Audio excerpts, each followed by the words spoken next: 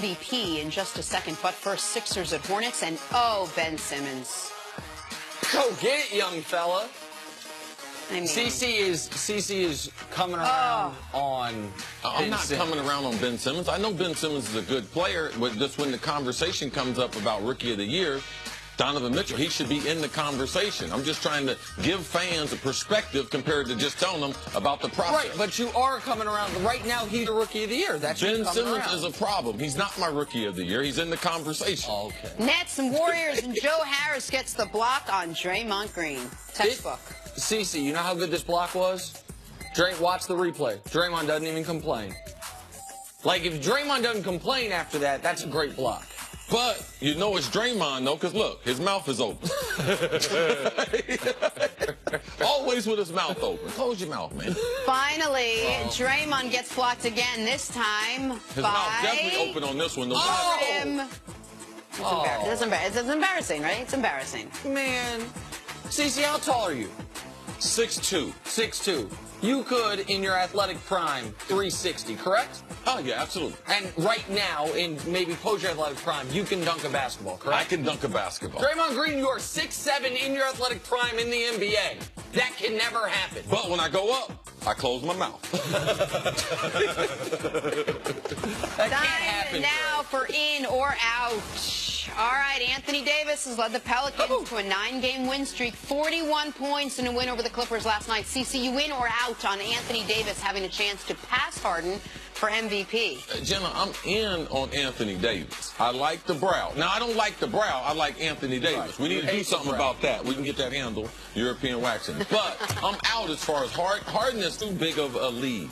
He's been too consistent, and he's the best player on the best team in the NBA. So I think the way they've played, there's no way that the Brow is going to be able to overtake him these last 20 games. Harden, MVP. Totally agree. Anthony Davis has been amazing. Anthony Davis might have overtaken LeBron for second on the MVP, but he will not overtake Harden for first on the MVP, especially considering, as CC mentioned, the Rockets' record, but also considering the fact that Harden, you can argue, got snubbed 3 years ago. You can argue got snubbed last year. He's not finishing second for the third time in 4 years. That would be unprecedented. That's not going to happen to him, so I'm out on Anthony Davis passing Harden for MVP. All right, moving on to the Blazers. Damian Lillard had 37 points in a win over the Knicks last night. He has been dominant, but plays in the same conference as Chris Paul and James Harden and Steph Curry and Russ Westbrook. Nick, you in or out on Lillard being better than every point guard in the Western Conference? No, in the Eastern Conference. If he were in the East, would he be the best point guard? I guess is the question.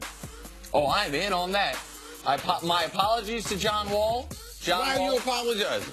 Because that was John Wall's title. Oh. And my apologies to John Wall that I am saying Lillard would replace him if he were to go out east. But I think Lillard has shown us that he is the next guy on the list after the guys you mentioned. It's just unfortunate all those guys you mentioned are in the Western Conference. And so, yeah, Damian Lillard, if he were out east, he would be the best point guard in the Eastern Conference. I'm in on that. I believe he is that good, better than Kyrie Irving, better than John Wall, and his ability to be able to score the basketball. I mean, from anywhere on the court. Why doesn't he get the hype?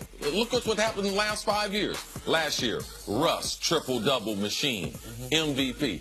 2 out of the 3 years before that, Steph Curry, MVP from a point guard. And this year, point guard James Harden. All these guys being in the West. We don't have time to talk about Damian Lillard and his excellence there with the Portland Trail Blazers. I want to stay on this just for a second. Do you think he's a better offensive player than Kyrie? Because I do. Yes, because he has more range. If you've fallen in love with dribbling, if you're into Marcus Haynes, how much he can pad it, yes. But scoring the basketball and making others better around you, I'm with D. Lillard. I agree. All right, and he's a better rapper. Let's move on to the Oklahoma City Thunder. They've lost last night to the Rockets. They've lost 9 of their last 16 games. CC, you in or out on the Thunder being the most disappointing team so far this NBA season? I'm out. And the reason why they're going to be a playoff team, when people say, well, man, right now they'd be 7th, 8th in the West. But what about the Knicks? I mean, that's a huge disappointment.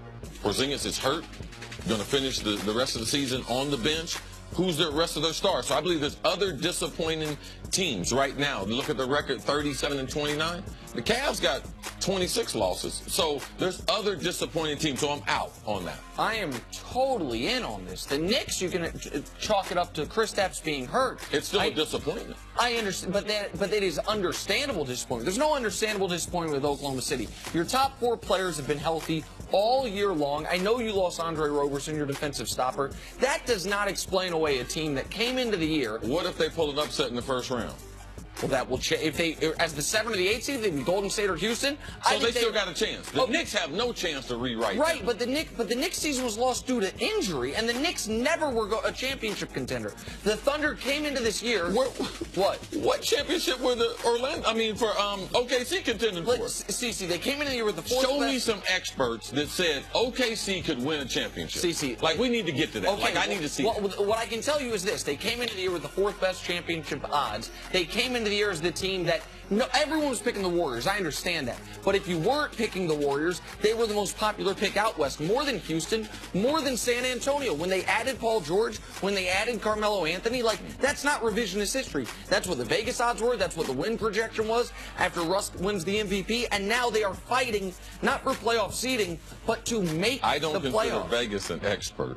Okay, well, CC, I don't know who you consider an expert, but people talk about basketball. Okay, I didn't hear people saying OKC championship caliber team now. Okay, well then you weren't listening, because people were saying repeatedly that they were the team with the best chance to beat Golden State in the West. Repeatedly, especially when they beat them earlier this year. Right. I mean, that happened. Moving on to the Warriors, who won their 6th straight last night. It was their 4th straight season to reach 50 wins, all under head coach Steve Kerr. So, Nick Wright, you in or out on the Warriors being just as good without Steve Kerr? I'm out. I understand that Luke Walton had this great stretch, I think it was 32-4, and so we were like, oh, anyone can coach that team. Anyone cannot coach this team. Anyone cannot have the relationship he has with Draymond and Steph, which is critical. The respect of those guys, the ability to keep those guys engaged, even though that's been a bit of a struggle now that you're in year 4 and you have this overwhelming talent. Steve Kerr is a special coach in the league. I don't know that he's the very best coach in the league. In fact, he's not the very best coach in the league, but he's on the short list of guys after Pop. So no, I am out on the idea that Steve Kerr is just a placeholder for the Golden State Warriors. The reason why Draymond has the type of success with his personality is a lot because of Steve Kerr. Steve Kerr is the closest person in the organization to Draymond. Why does Clay want to stay in Golden State? It's because of Steve Kerr. It's not because of Steph. Why did KD go there? One of the big reasons, not only the shooters, it was because of Steve Kerr. So Steve Kerr is a great coach. I'm totally out on that.